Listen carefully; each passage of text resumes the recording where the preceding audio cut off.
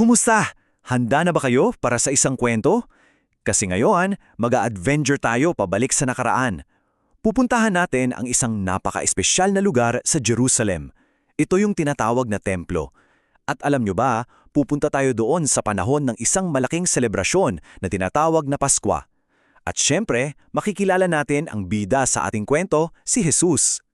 So, bago tayo magpatuloy, mag-isip muna tayo. Ano ba yung nagpaparamdam sa atin na espesyal ang isang lugar? Dahil ba maganda roon?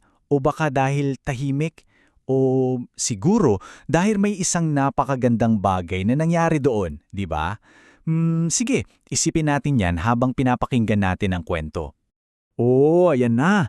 Tara na, samahan natin si Jesus sa pagpunta niya sa templo. Pero teka, parang may problema. Tingnan natin kung ano ang madadatnan niya. Okay, so dapat yung templo isang banal na lugar, di ba? Isang bahay panalanginan, tahimik. Para makaramdam ka na malapit ka sa Diyos. Pero, grabe yung nakita ni Jesus, ibang-iba. At ang nakakalungkot, dahil sa nangyayari, yung mga tao, lalo na yung mga mahihirap, parang nawawalan na sila ng lugar doon. Parang hindi na sila welcome. Tingnan nyo to, grabe yung gulo sa labas ng templo. Para siyang palengke. May mga nagbebenta ng hayop, baka, tupa, kalapate. Tapos may mga nagpapalit pa ng pera. At ang masaklap, sobrang mahal ng mga presyo nila, hindi na makatarungan. Yung ingay ng mga hayop, yung sigawan ng mga nagtatawaran, paano ka makakapagdasal sa gitna ng ganong kaguluhan, di ba? Halos hindi mo na marinig yung sarili mong iniisip. So nang makita ni Jesus ang lahat ng to, alam niya na may kailangan siyang gawin. Kailangang maibalik sa tama ang lahat. Kailangan niyang ipaalala sa mga tao kung ano ba talaga ang tunay na dahilan kung bakit mayroong templo. At dito na, habang tinitingnan ni Jesus ang bukong paligid, kitang-kita mo sa kanyang mukha yung kapangyarihan. At bigla na lang, tumahimik ang lahat. Yung kaninang maingay na palengke, biglang natigil, huminto yung bentahan. At lahat ng tao, lahat ng mata nila, nakatingin lang sa kanya. At nagsalita siya. Yung boses niya, malinaw at malakas.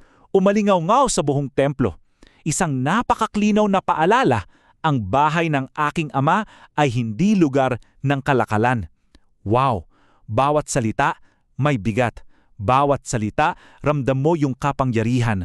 At hindi lang siya nagsalita. Kumilos siya. Dahil sa sinabi niya, natigilan ang lahat. Tapos, isa-isa niyang itinoob yung mga mesa ng mga nagpapalit ng pera. Yung mga nagtitinda at yung mga hayop nila, nagmadaling umalis.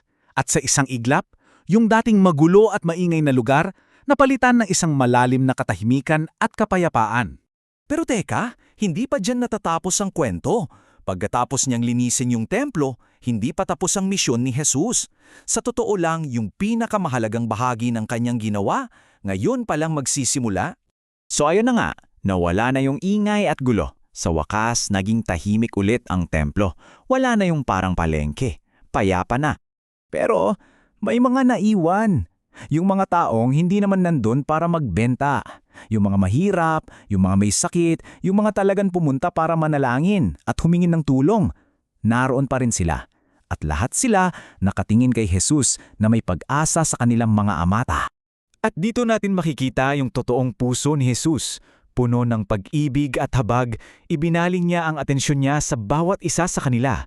Ang mga bulag, ang mga pilay, ang mga bingi, lahat ng nagdurusa, pati na rin ang mga bata.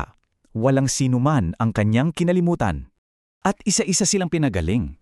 Yung mga bulag, biglang nakakita. Yung mga hindi makapagsalita, biglang nagpuri sa kanya.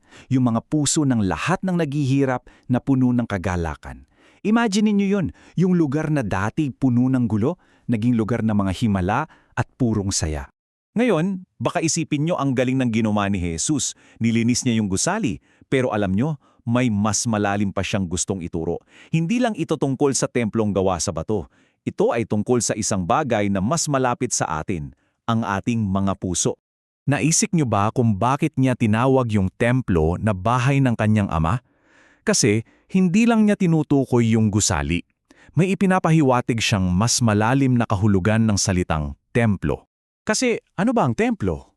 Ito ay isang espesyal na tahanan na ginawa para sa Diyos. At alam nyo ba, mula pa lang sa simula, yun na ang plano ng Diyos para sa bawat isa sa atin. Ang maging isang espesyal na tahanan para sa Kanya. Hindi yung gawa sa bato, kundi isang buhay na tahanan ang ating mga puso. So, dito na nagkakaugnay ang lahat. Kung paanong nilinis niya yung templong bato mula sa gulo at kasakiman, yun din ang tunay niyang misyon sa atin. Ang linisin ang ating mga puso mula sa lahat ng hindi magagandang bagay, mula sa kasalanan. At ito yung pinakaimportanteng tanong at aral para sa atin. Itinuturo sa atin na ang ating mga sarili, ang ating mga puso, tayo ang tunay na templo, ang tunay na tahanan ng Diyos. So, yung buong pangyayari sa templo, isa pala itong malaking aral para sa atin. Ipinapakita nito na ang pinakamahalaga sa Diyos ay hindi yung magandang gusali. Ang pinakamahalaga ay ikaw, ang iyong malinis at mapagmahal na puso, kung saan siya pwedeng manirahan. Kaya, sa pagtatapos ng kwentong ito, maiiwan sa atin ang isang tanong para sa ating mga sarili. Paano natin gagawing isang malinis at masayang lugar ang ating mga puso para sa Diyos? Kasi, sa huli, ang kwento ay hindi lang pala tungkol sa isang templo sa Jerusalem. Ito ay tungkol sa templo na nasa loob ng bawat isa sa atin.